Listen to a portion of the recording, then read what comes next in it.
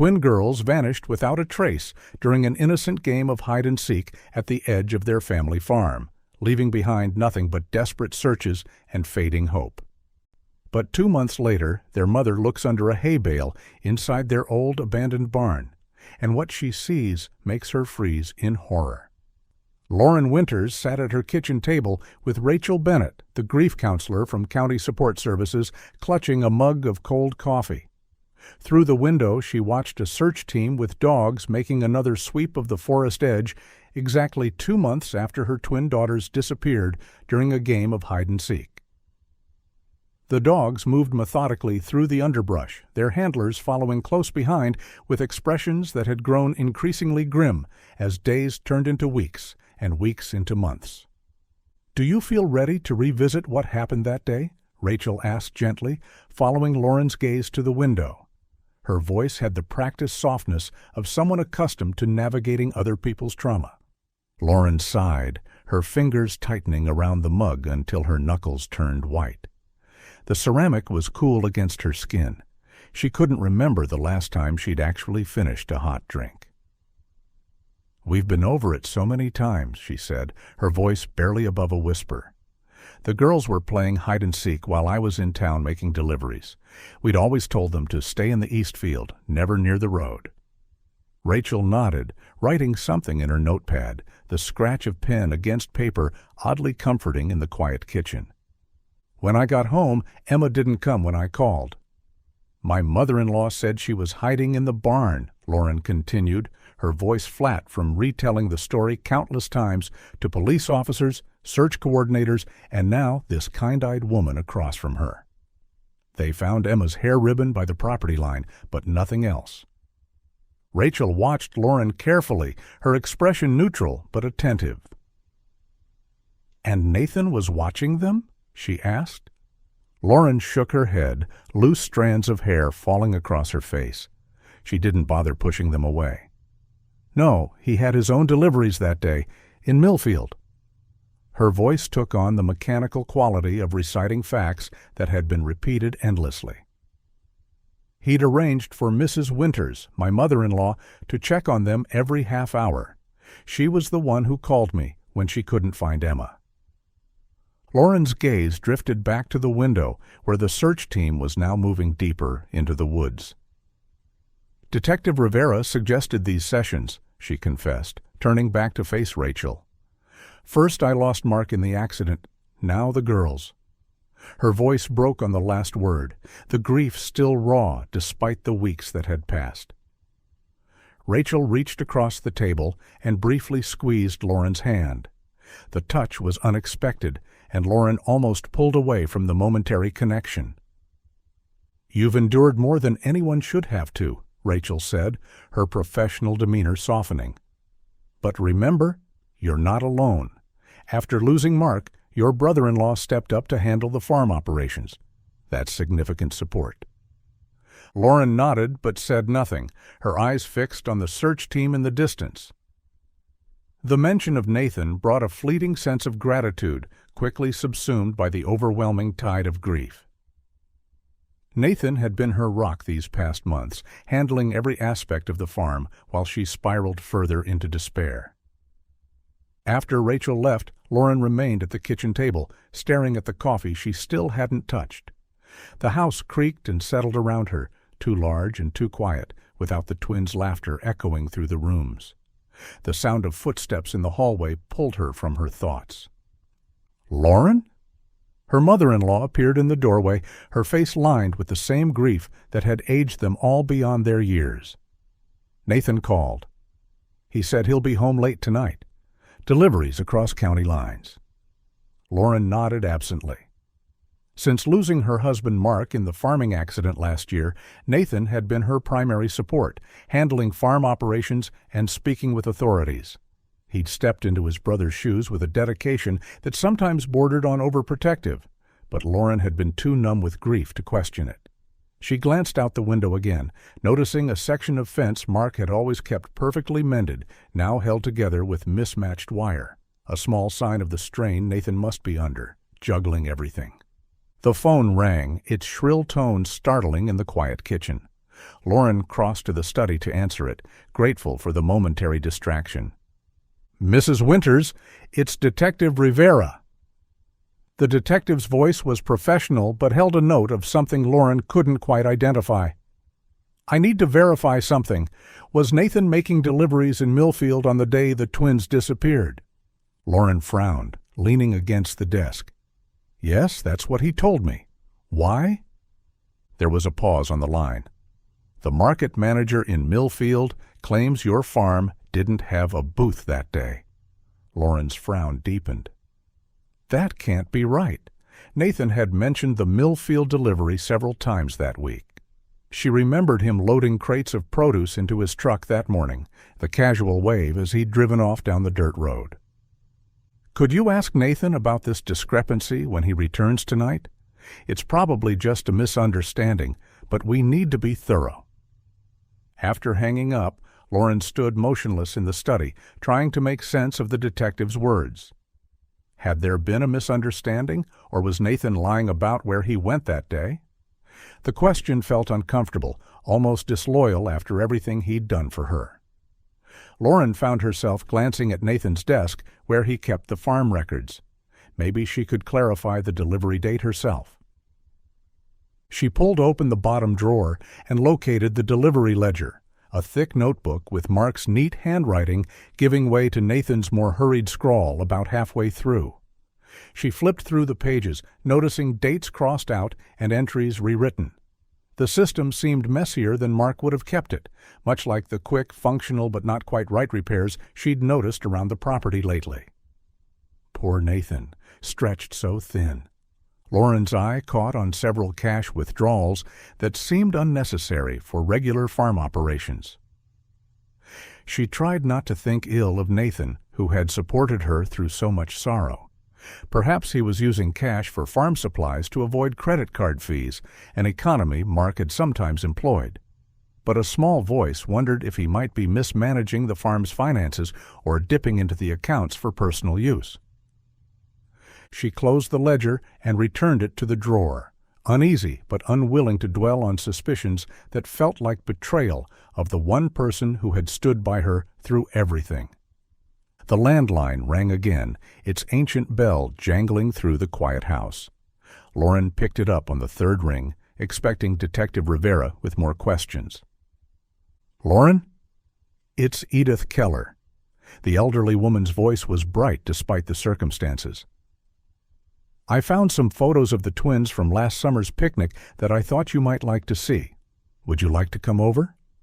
I've just made a fresh batch of iced tea." 20 minutes later, Lauren walked down the dirt path to Mrs. Keller's farmhouse, grateful for the distraction. The elderly woman had been a fixture in her life since she'd married Mark and moved to the farm. Mrs. Keller welcomed her with the promised tea and several photo albums spread across her kitchen table. "I've been organizing these old pictures," Mrs. Keller explained, pulling out a chair for Lauren. "Found quite a few of the girls at various events.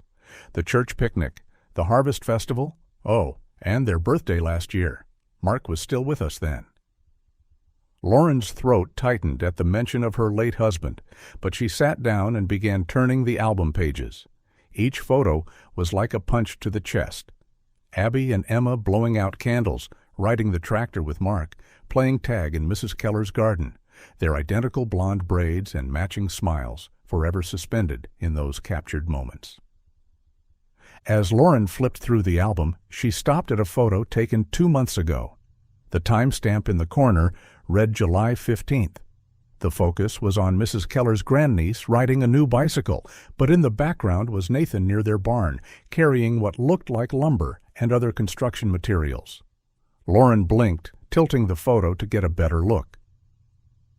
"Mrs. Keller," she said slowly, pointing to the timestamp, "this says July 15th. Nathan told everyone he was at an equipment auction in Springfield that day." Mrs. Keller adjusted her glasses, leaning forward to examine the photo. "Oh, I remember that day clearly. It was my grandniece's birthday." She tapped the image with a gnarled finger. "Your Nathan was quite busy, coming and going with his truck several times, carrying all those supplies." Lauren felt her chest tighten. "Are you certain about the date? Nathan specifically mentioned the Springfield auction that morning. I remember because he asked me to call him if any buyers stopped by about the John Deere tractor. He even left the auction catalog on the kitchen counter." Mrs. Keller nodded firmly, her expression resolute. "I'm absolutely certain.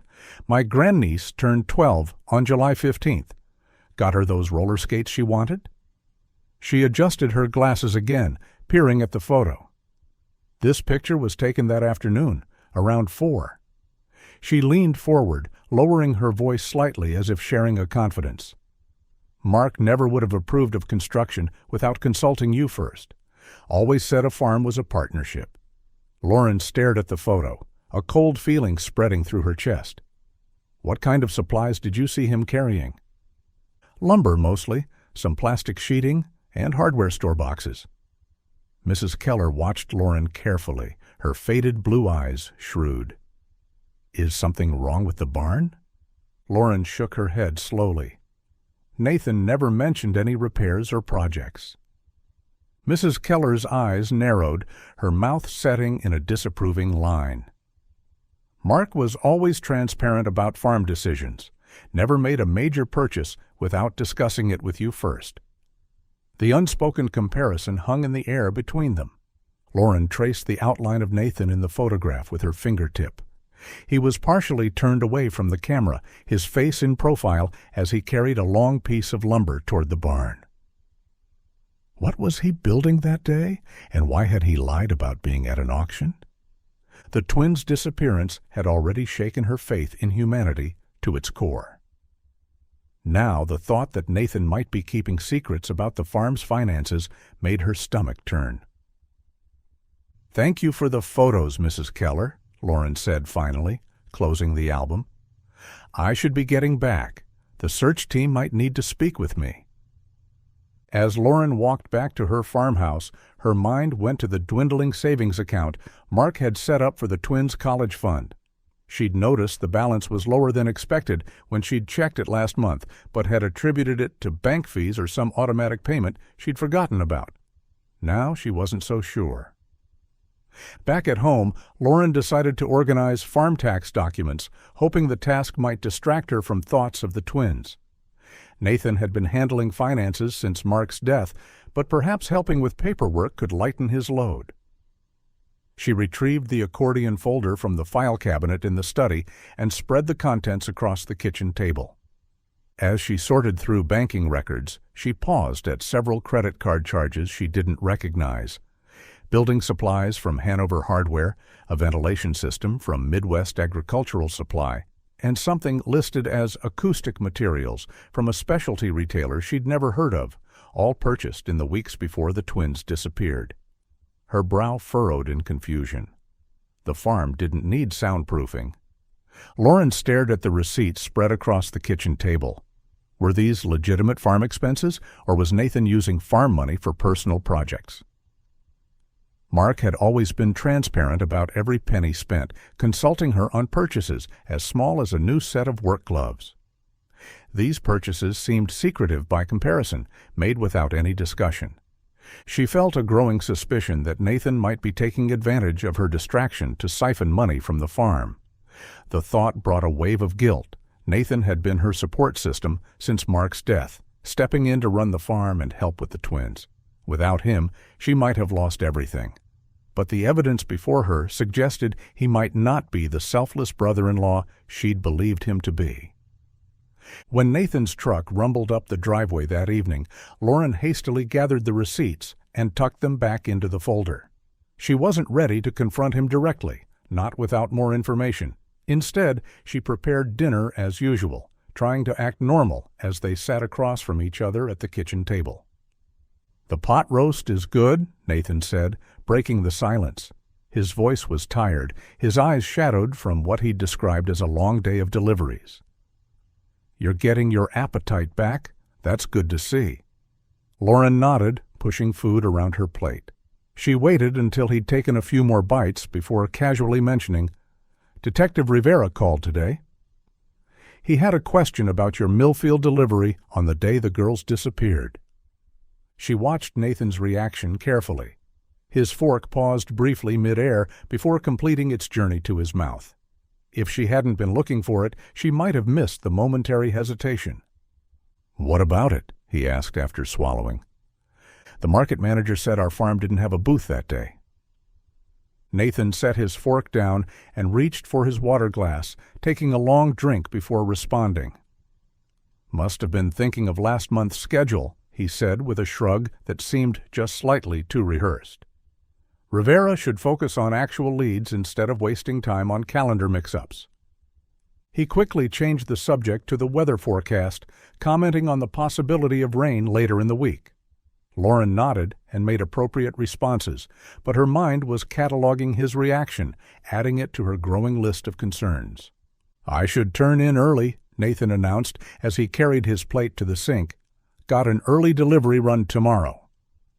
Lauren began clearing the rest of the table. "The search teams with dogs will be doing another sweep at first light." Something flashed across Nathan's face. Frustration? Annoyance? It was gone so quickly she almost thought she'd imagined it. "Another search?" he said softly, his back to her as he rinsed his plate. "It's been 2 months, Lauren. They should be looking elsewhere by now." His words seemed reasonable on the surface. After 2 months, the chances of finding the twins were statistically low. But something in his tone set off alarm bells in Lauren's mind. Why would he want the searches to stop? Unable to sleep that night, Lauren stared at the ceiling, the day's inconsistencies churning in her mind. The strange purchases, Nathan's lie about the auction, the delivery to Millfield that didn't happen. Each might be insignificant alone, but together they formed a pattern that she couldn't ignore. She turned to look at the clock on her bedside table, 11:40 p.m. The house was silent except for the occasional creak of the old farmhouse settling. Nathan's room was down the hall. He'd moved in after Mark's death to help with the farm and had stayed to support her after the twins disappeared. Now she wondered if his continued presence served another purpose entirely. As Lauren lay in the darkness, the sudden rumble of an engine broke the night silence. She sat up, listening. The distinctive sound of Nathan's truck starting up outside sent a jolt of adrenaline through her body. Through her window, she watched his headlights move toward the barn rather than the main road. She frowned, checking the clock again. 11:45 p.m. Mark had always prepared deliveries the evening before, never in the middle of the night. Her hand trembled on the windowsill as she watched Nathan's truck heading toward the barn. For a moment, she saw him as he was at Mark's funeral, the steady presence who held her upright when her knees buckled at the graveside. Then the image shifted to the falsified delivery records, the secret purchases, his evasive eyes when questioned. "He wouldn't," she whispered to the empty room, but another voice in her mind responded, "Wouldn't he?" Her fingers hovered over her phone, doubt paralyzing her. Nathan had been her rock these past months, managing the farm, dealing with authorities, supporting her through the darkest period of her life. What if she was wrong? What if this midnight errand had a perfectly innocent explanation? The thought of betraying his trust with suspicion made her stomach twist with shame. But then she thought of the discrepancies Detective Rivera mentioned, the strange purchases, Nathan's lie about his whereabouts. The math didn't add up. Her children were still missing. What if Nathan knew something he wasn't sharing? What if he had been lying about more than just his whereabouts? The possibility, however remote, was enough. She reached for her phone, her decision made.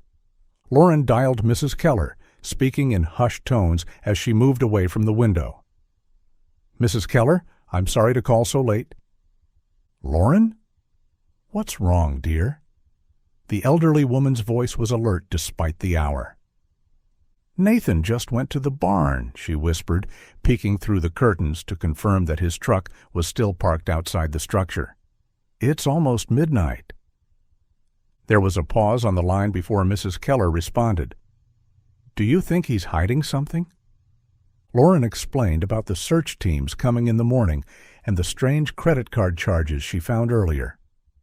"Building supplies?" ventilation equipment, things we don't need," she added, her voice trembling slightly.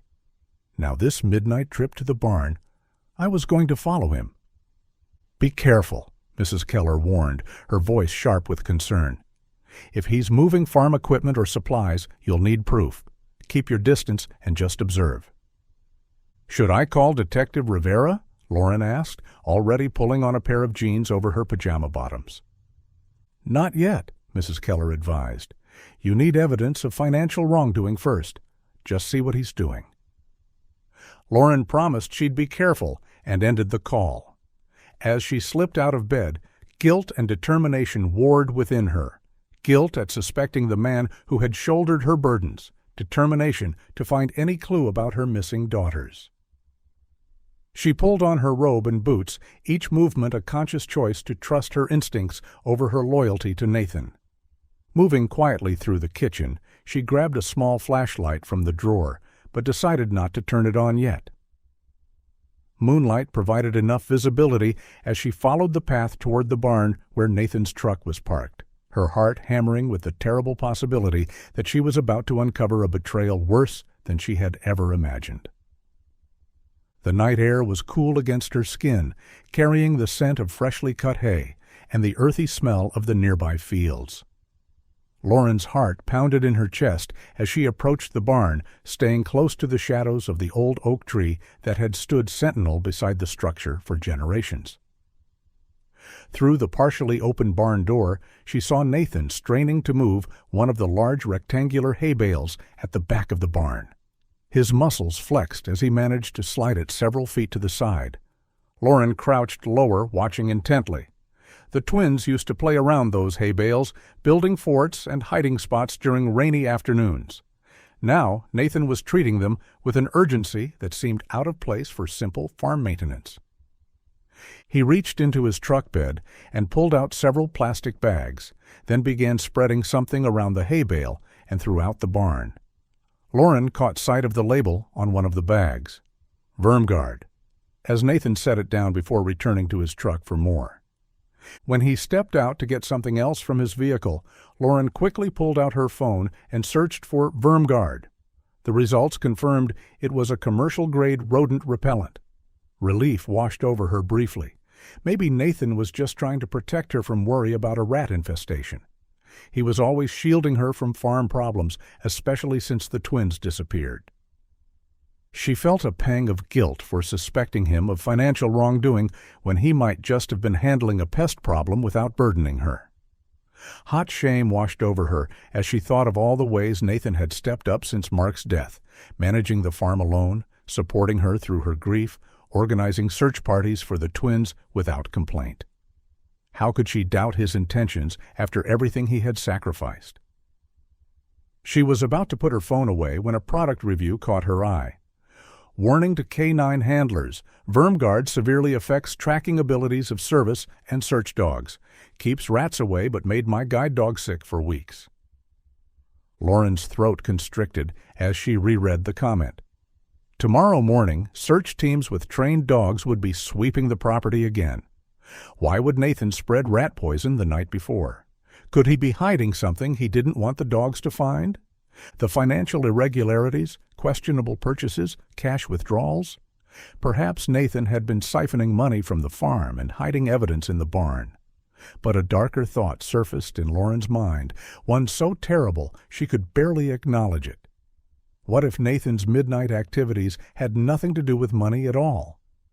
Lauren watched as Nathan scanned the yard before climbing into his truck. The engine started and headlights cut through the darkness as he drove toward the house. Lauren remained frozen behind the oak tree, caught between loyalty and suspicion.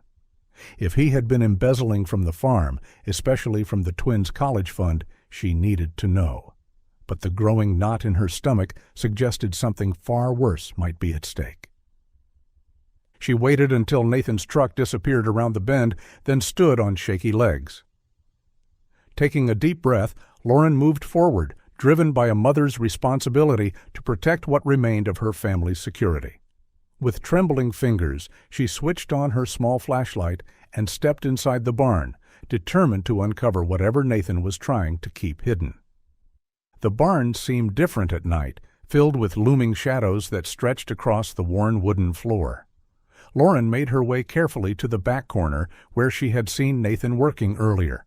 The smell was overwhelming, a sharp chemical odor from the Vermguard substance Nathan had so carefully spread around the area, mixing with the familiar scent of hay and the musty undertone of decades-old wood. Lauren covered her nose with her sleeve, her eyes watering slightly from the potent aroma as she approached the suspicious area. Swinging her flashlight beam around the space, she noticed how the hay bales were stacked too neatly, too deliberately, forming a perfect rectangle over a section of the floor that seemed slightly discolored compared to the surrounding boards.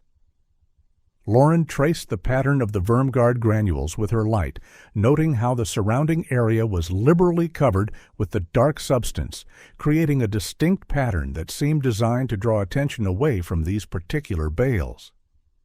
She remembered the online comment about scent detection and dogs, and her stomach tightened with dread. Nathan wasn't just hiding financial documents. This was something much more significant. Lauren ran her hands along the edge of one hay bale, noticing how freshly cut it felt compared to the others stored in the barn.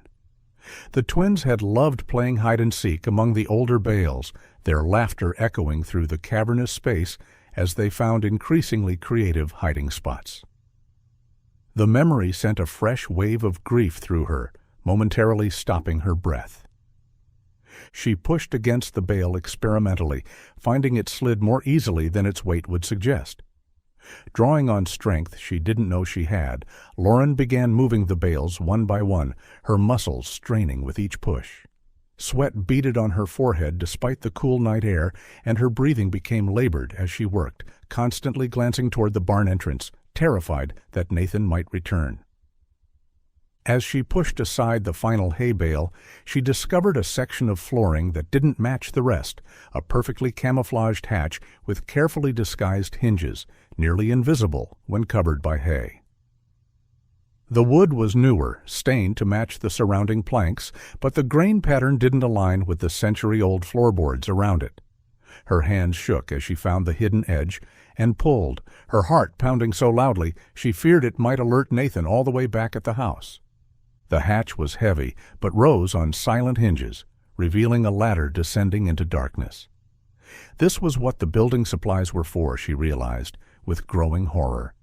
Not embezzlement, but something far worse.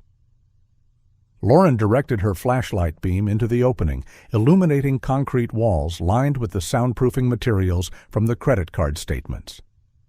The beam traveled further into the space, revealing a small cot in one corner, a battery-powered lamp, and books stacked neatly beside makeshift bedding. Then the light found two pale faces looking up at her, eyes wide with disbelief, her twin daughters, looking thinner and disheveled, but unmistakably alive. Lauren dropped to her knees, the flashlight clattering to the floor beside her as she stared down into the hidden room, her mind unable to process what her eyes were seeing. Her missing daughters, here all along, hidden beneath her own barn. For a moment, the world seemed to stop spinning, reality suspended, as she gazed into the faces she had thought she might never see again. Abby? Emma? She whispered, her voice breaking on their names, afraid that speaking too loudly might shatter this impossible moment and reveal it as nothing more than a desperate dream. The twins looked up at her with expressions that mirrored her own disbelief, their faces illuminated by the fallen flashlight's beam. They were alive. They were here. And Nathan, the man she had trusted with everything, had kept them prisoner beneath her feet for 2 months while she grieved them as dead. "Mom?" Abby whispered, shielding her eyes from the direct beam of the flashlight, her voice hoarse as if from disuse. She looked thinner than Lauren remembered, her once round cheeks hollowed, her blonde hair tangled and dull. "Are you better now? Uncle Nathan said you were really, really sick." Emma peered up anxiously, her small face serious in the harsh light. "We've been so worried about you," she added, studying her mother's face with concern. "Are you all better now?" Is that why you finally came?" Lauren's brow furrowed in confusion. "Sick? What do you mean, sweetie? I haven't been sick." The twins exchanged puzzled glances before Emma spoke. "But Uncle Nathan told us we had to stay quiet in here so you could get better." She looked at Lauren with growing confusion, as if trying to reconcile her presence with what they'd been told. "He said you needed special medicine and couldn't have any excitement or visitors because it would make your condition worse." Lauren stared at her daughters, horror congealing in her stomach as she processed their words. Nathan had been keeping them prisoner while convincing them it was for their mother's health. The twins' faces were smudged with dirt, their once vibrant blonde hair now dull and tangled. She noticed a small battery-powered lamp in the corner, several books stacked neatly beside the cot, and remnants of food on paper plates.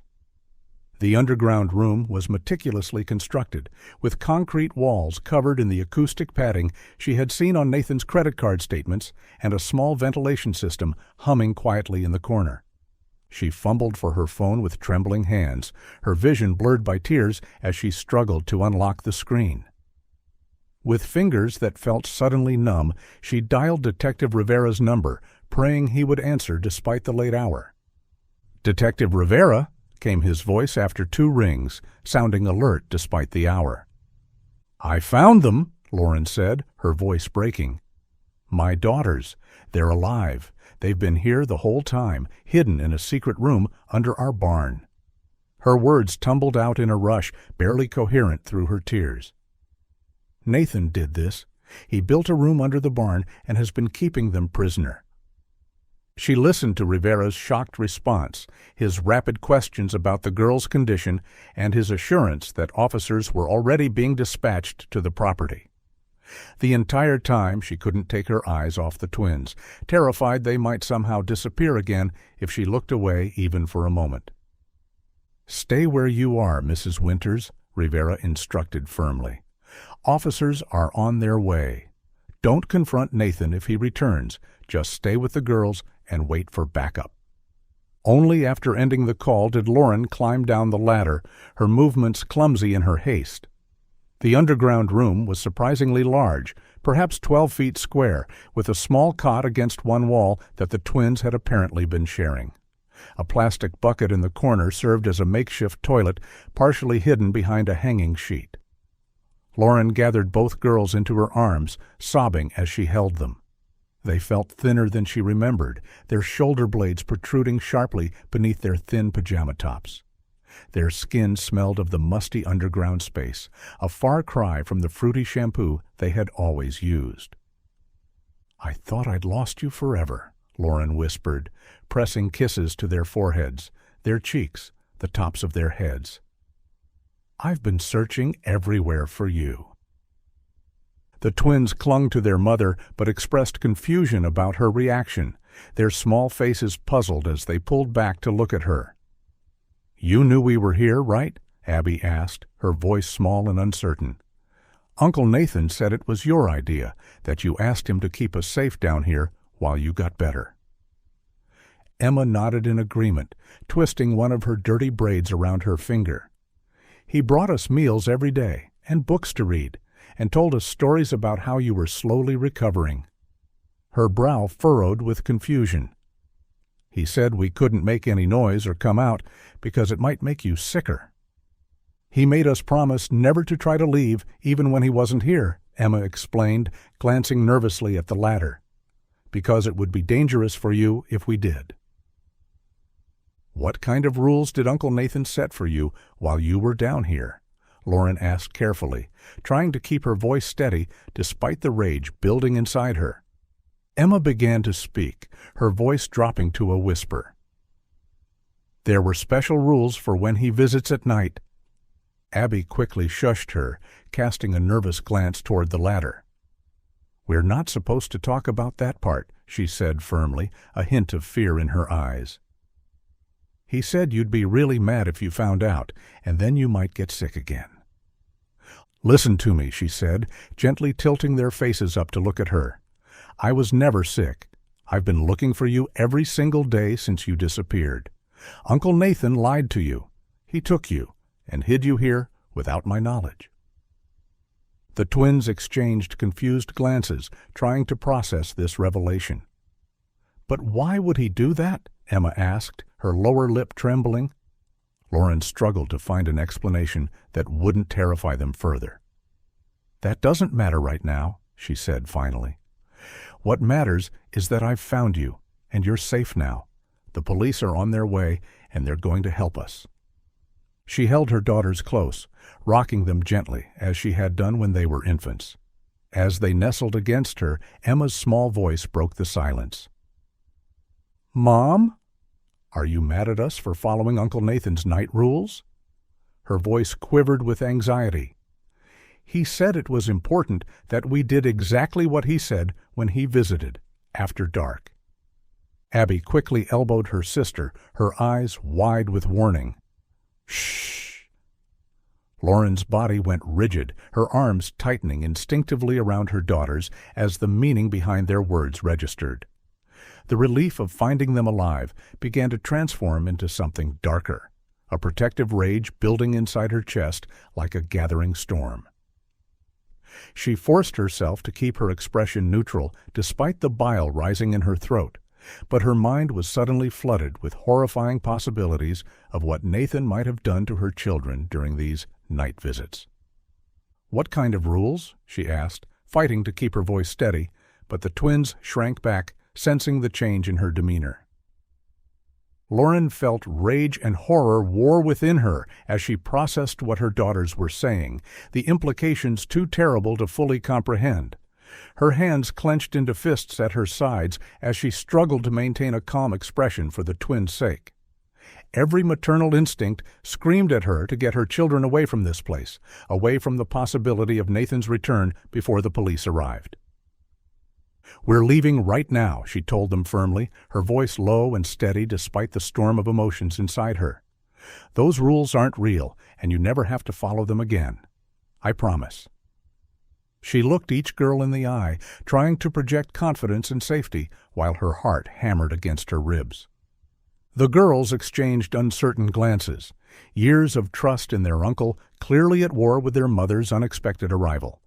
Lauren gently took each girl by the hand, helping them up the ladder one at a time, her movements urgent but measured to avoid frightening them further. Abby went first, her thin legs trembling slightly with the effort after weeks of confinement. Emma followed, constantly looking back at her mother as if afraid Lauren might disappear. Once all three were standing in the barn, Lauren took a moment to truly see her daughters in the better light. Their faces were pale from lack of sunlight, their eyes wide and uncertain in the new surroundings. Lauren swallowed hard against the lump in her throat, fighting back tears that would only frighten them more.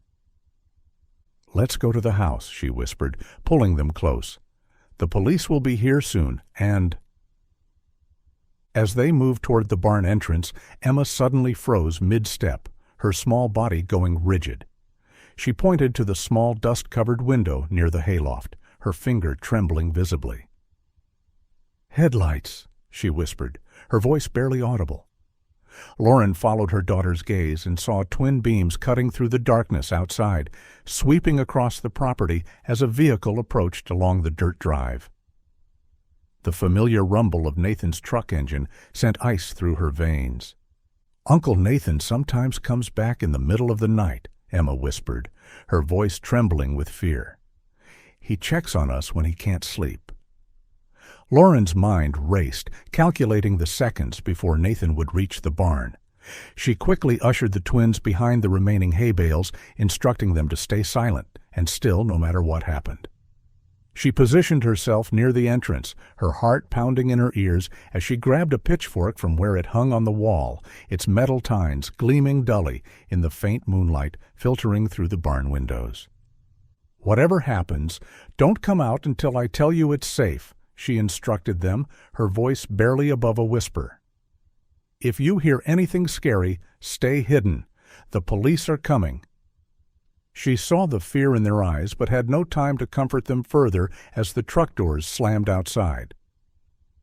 The barn door creaked open on its rusted hinges, the sound unnaturally loud in the silent night. Nathan entered, muttering about the door being unlocked, his flashlight beam sweeping across the floor in aggressive arcs. "Thought I closed this," he said under his breath, his voice tight with suspicion. Lauren pressed herself against the wall, hidden in the shadows, as Nathan's light paused on the section of floor where the hay bales had been moved aside, revealing the open hatch. His posture changed instantly, tension visible in every line of his body. "Girls," he called down, his voice initially gentle, coaxing, "are you hiding from me?" When no response came, his tone hardened, an edge of anger creeping in. "I told you what happens when you break the rules." The flashlight beam darted around the barn interior, searching as Nathan moved toward the open hatch. Lauren watched him climb down the ladder, her grip tightening on the pitchfork as she heard him moving around in the underground room. His footsteps became more frantic, accompanied by increasingly agitated muttering. When Nathan climbed back up the ladder and quickly emerged, his movements frantic now, he spotted Lauren standing near the entrance, the pitchfork gripped tightly in her hands. Beyond her, partially visible behind a hay bale, were the twins huddled together, their eyes wide with fear. Nathan's expression shifted through shock, then anger, then a terrible possessive rage that transformed his familiar features into something monstrous. "You've ruined everything," he said, his voice barely above a whisper, but filled with such menace that Lauren felt the hair rise on the back of her neck. "I've been so patient. I built them a safe place, protected them from everything." His eyes darted between Lauren and the twins, a calculation happening behind them that sent fresh fear coursing through her. Lauren raised the pitchfork defensively as Nathan lunged at her with unexpected speed, knocking the improvised weapon from her hands and sending it clattering across the wooden floor. She heard one of the twins cry out in terror as she stumbled backward, desperately trying to keep herself between Nathan and her daughters. Nathan tackled Lauren to the ground with unexpected force, his weight pinning her arms as years of farm work gave him a physical advantage. His face hovered inches from hers, spittle flying as he ranted about his vision for their future. His eyes were wild, pupils dilated in the dim light, a feverish intensity to his gaze that Lauren had never seen before. "We could have been a family," he hissed, his voice dripping with a deranged conviction that chilled Lauren to her core. "I've been raising them right, teaching them to love me. Do you know how patient I've been with you, waiting for you to see what we could have together?" Lauren saw the twins peeking from behind the hay bale, their faces frozen in terror. She felt a surge of maternal strength as she heard one of them whimper in fear. She managed to free one arm and clawed at Nathan's face, her nails leaving deep red furrows across his cheek. He howled in pain, momentarily loosening his grip. "Run!" Lauren screamed to the twins. "Run to Mrs. Keller's house, now!" The girls hesitated, torn between obeying their mother and their fear of disobeying Nathan's rules. Lauren seized the opportunity of Nathan's distraction to roll away from him, scrambling to her feet as she searched desperately for a weapon. Her hand closed around the wooden handle of a nearby shovel leaning against a support beam. "Go!" Lauren shouted again, and this time the twins bolted toward the barn door, their bare feet slapping against the wooden boards. Nathan lurched to his feet, blood streaming down his cheek from Lauren's scratch. His eyes tracked the fleeing girls, and he moved to follow them, but Lauren stepped into his path, swinging the shovel with all her might. With a guttural cry that contained months of grief and rage, she connected with his shoulder. The metal edge hit with a sickening thud, the impact reverberating up Lauren's arms.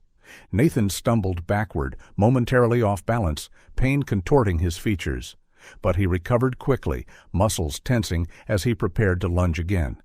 His eyes were cold now, calculating, all pretense of familial affection gone. "They're mine now," he growled, his voice barely recognizable as the brother-in-law who had comforted her after Mark's death. "You've ignored them, grieved them when they were right here. You don't deserve them." His lips curled into a snarl as he advanced toward her.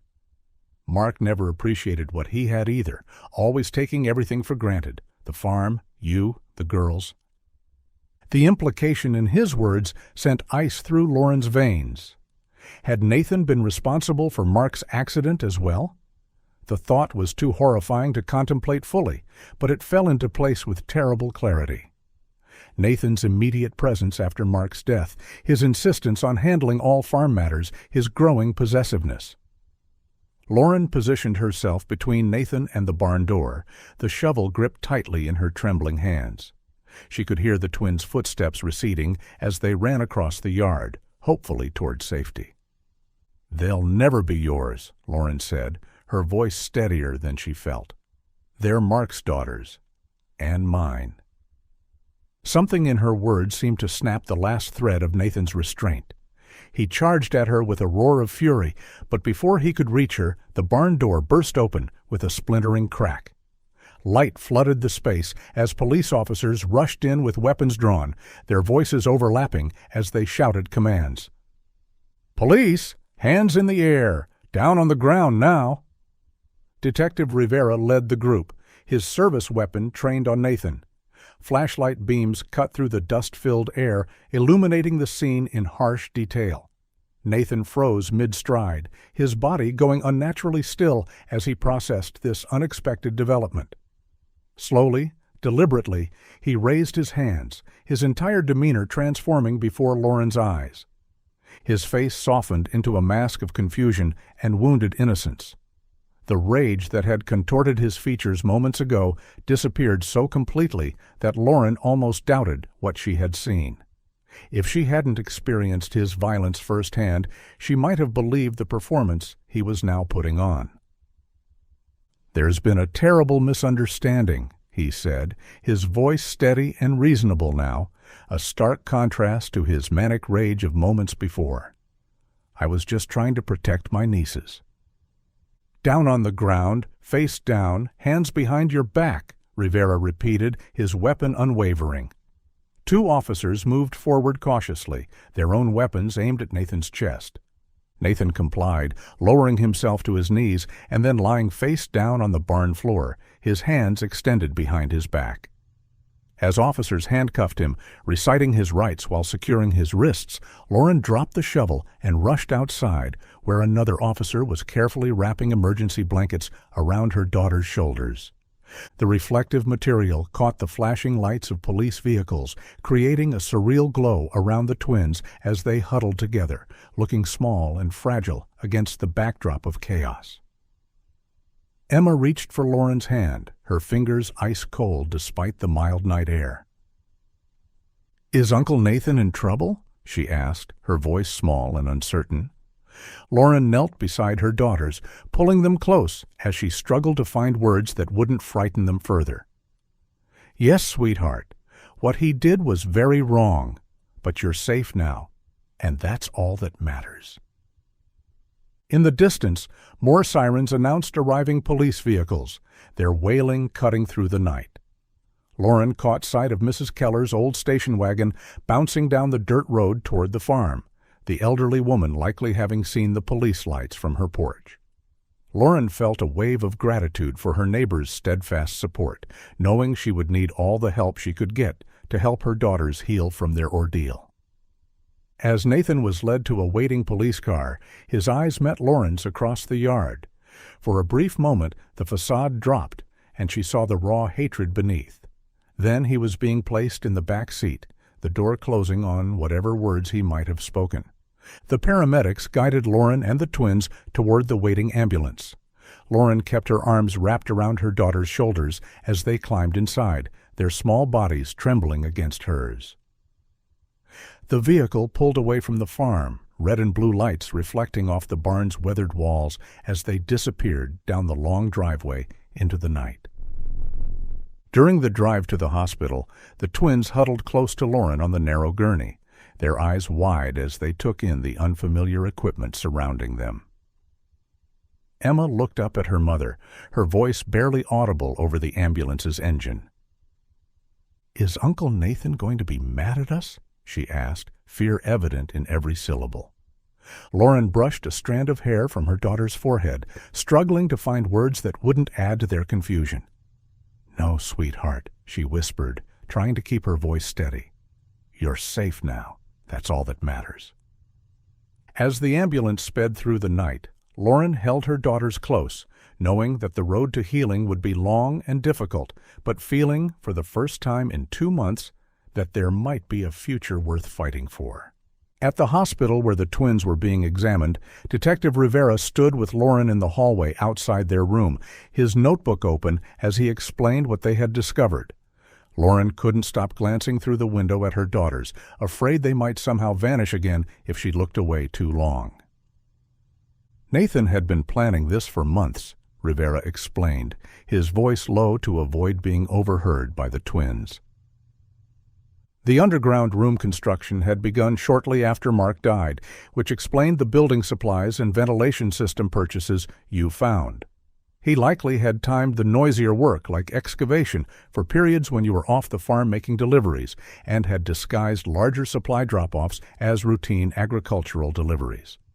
Rivera confirmed that the VermGuard substance Nathan had spread throughout the barn had been specifically chosen to mask human scent.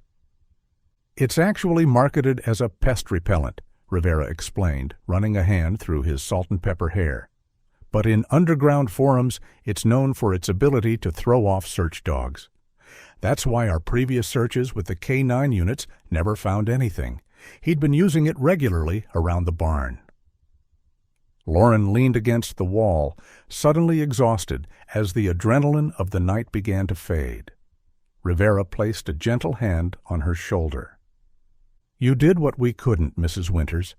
You found your daughters when an entire investigation team failed." His eyes reflected both admiration and regret. "We will ensure Nathan never hurts another child." Before Lauren could respond, the door to the examination room opened, and a doctor emerged, clipboard in hand. Dr. Patel was a middle-aged woman with kind eyes and a gentle manner that had immediately put the twins at ease. "Mrs. Winters," she said, gesturing for Lauren to join her a few steps away from Rivera, "I've completed my initial examination of Abby and Emma." Lauren braced herself, terrified of what the doctor might tell her. "Are they okay?" Dr. Patel's expression was carefully neutral. "Physically, they're stable, dehydrated and malnourished, but without severe injuries. Their weight is concerning. They've both lost approximately 15% of their body mass since their last documented medical visit." She paused, choosing her words carefully. "However, the psychological impact of their captivity will require specialized support. I'm recommending immediate consultation with Dr. Levine, our pediatric trauma specialist." Lauren nodded, determined to get her daughters whatever help they needed, her mind still processing the horror of what Nathan had done. "When can I take them home?" "We'd like to keep them overnight for observation and hydration, Doctor," Patel replied. "If all goes well, they should be able to go home the day after tomorrow. I'll arrange for Dr. Levine to meet with all of you tomorrow morning to begin the psychological assessment." As the doctor left to make arrangements, Lauren returned to the twins' room. They were sitting up in adjacent beds, looking small beneath the hospital blankets. Someone had found them clean pajamas with cartoon characters printed on them, replacing the filthy clothes they had been wearing for 2 months. Lauren spent the night in a chair between their beds, dozing fitfully, jolting awake at every small sound and movement. Despite the doctor's reassurances, she couldn't bring herself to sleep properly, afraid her daughters might somehow vanish again if she closed her eyes for too long. The night passed slowly, punctuated by nurses' quiet checks and the soft beeping of distant monitors in the hospital corridor. Mrs. Keller arrived at the hospital just after dawn, her eyes red from crying happy tears. She rushed to Lauren and embraced her tightly, her thin arms surprisingly strong. "If you hadn't called me that night and had the courage to investigate," she whispered, clutching Lauren's hands in her own weathered ones. Lauren squeezed back, grateful for the elderly woman's unwavering support. Mrs. Keller had been the one who had urged her to trust her instincts, despite how painful the truth might be. Without that push, Lauren might have dismissed her suspicions, believing Nathan's lies for who knows how much longer. Throughout the morning, more visitors arrived. Lauren's in-laws stood by the door, their faces etched with guilt that none of them had suspected the monster living under their own roof. Mark's parents had always treated Nathan as the less responsible brother, focusing their attention and expectations on Mark. Now they wondered if that lifelong dynamic had fed a resentment that eventually had turned to something much darker. Around midday, Rivera returned with updates. Nathan was in custody, denied bail due to flight risk and the severity of the charges. During a search of his room at the farmhouse, they had found journals detailing his obsession with Lauren dating back years, even before Mark's death. The implications were too horrible to voice aloud, but the question of whether Mark's fatal accident had been truly an accident hung unspoken in the air. The day passed in a blur of doctors, police officers, and well-meaning visitors. Dr. Levine, the pediatric trauma specialist, conducted a gentle initial assessment with the twins mid-morning. Her kind, measured approach helped the girls open up just enough for her to recommend ongoing therapy, while reassuring Lauren that children possessed remarkable resilience with proper support. Lauren barely left the twins' sides after the session, each separation, even to use the restroom, filling her with irrational panic that they might disappear again. Mrs. Keller stayed through it all, shooing away visitors when the twins began to look overwhelmed, bringing Lauren food she barely touched and running interference with hospital staff when necessary. As evening approached, the stream of visitors finally ended. The twins, exhausted by the day's events and medical examinations, drifted off to sleep, their small hands intertwined even in slumber, as if afraid to be separated again. "You should rest too," Mrs. Keller told her gently from the doorway, having just returned from the cafeteria with 2 cups of tea. "I'll watch over them for a while." Lauren nodded, but didn't move from her chair. "I can't leave them," she whispered. "Not yet." As the last light of day bathed the room in a soft glow, Lauren gently smoothed Abby's hair and allowed herself to feel something she had thought was lost forever: hope. The road ahead would be difficult. There would be investigations, trials, and years of therapy. The twins would need specialized support to process their trauma, and Lauren herself would need help to guide them through it. But they were alive. That impossible fact still hadn't fully registered. After 2 months of grief and searching and despair, her daughters were breathing, sleeping, living. They would go home tomorrow to begin the long process of healing and rebuilding.